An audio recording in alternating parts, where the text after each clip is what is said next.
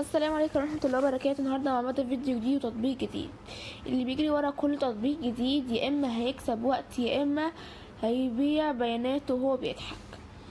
طيب السؤال بقى، هل من أول ما قبل ما نبدأ، هو فعلا تطبيقات الذكاء الاصطناعي زي كيمي معمول عشان تساعدك ولا عشان تخليك تتعود عليه أو تدفع بعدين من غير ما تحس؟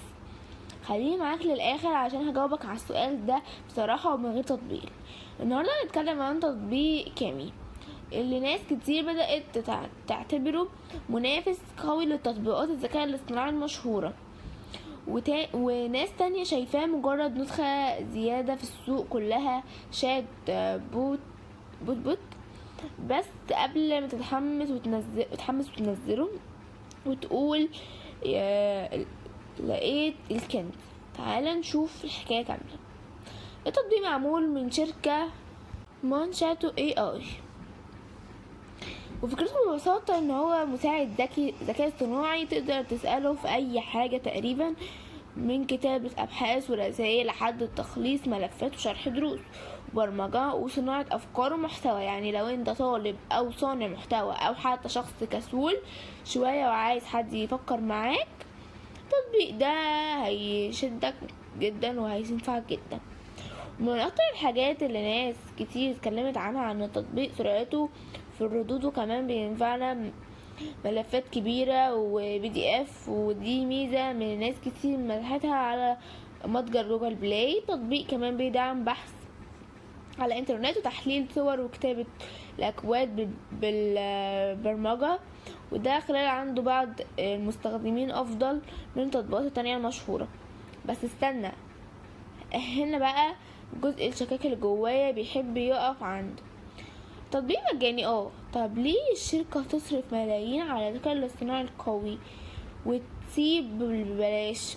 هقولك ليه. لان المجاني في عالم التطبيقات ساعات بيكون زعم طعم التطبيقات في الشركات المدفوعة وميزة قوية للمشتركين، وبعض المستخدمين يشتكوا ان النسخة المجانية حدودها قليلة، خصوصا لو في استخدام قليل اللي في الموقع.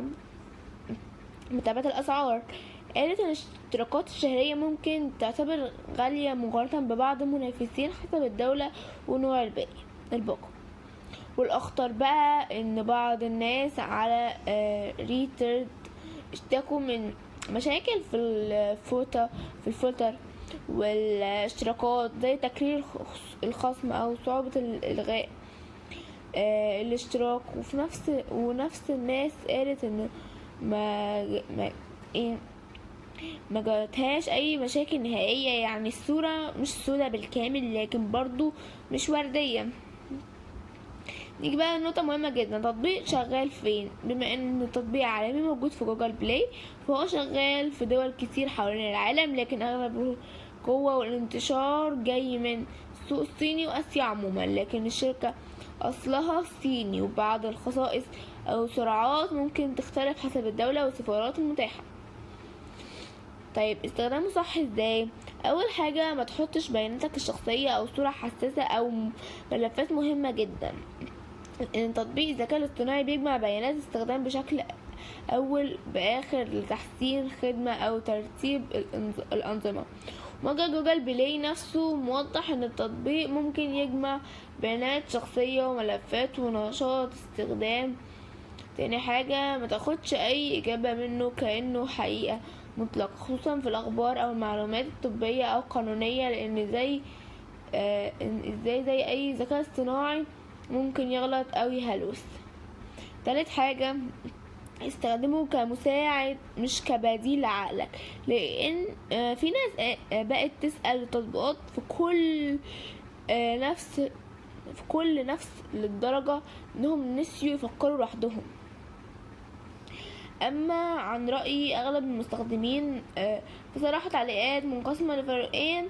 فريق شايف ان التطبيق ممتاز وسريع وبيفهم بشكل اعمق وخصوصا في البرمجة وبحث، وفريق تاني شايف ان في مشاكل خصوصا في التسريع والاشتراكات وخدمة العملاء مش دايما مستقرة. يعني التجربة هنا ابتدمت جدا على طريقة استخدامك وتوقعاتك من التطبيق. ولو هتسألني في بدايل، ففي بدايل كل واحد فيهم له مميزاته وعيوبه في نفس المجال. في شات جي بي تي وفي جيميناي، في تطبيقات يعني نفس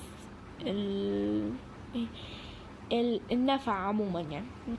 دلوقتي نرجع السؤال بدأنا بيه الفيديو: هل تطبيقات الذكاء الاصطناعي معمولة عشان تساعدك ولا تستغلك؟ الإجابة ببساطة الاتنين.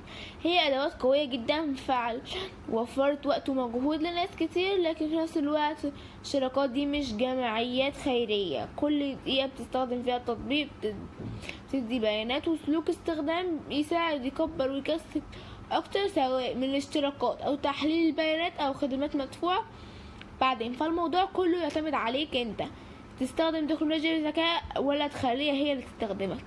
ولو الفيديو ده عجبك متنساش تعمل لايك وشارك في القناه، وتقولي في التعليقات ايه اكتر تطبيق ذكاء اصطناعي جربته حسيت فعلا بيفهمك، وايه التطبيق اللي حسيت بيبيعلك الوهم بس كده. سلام.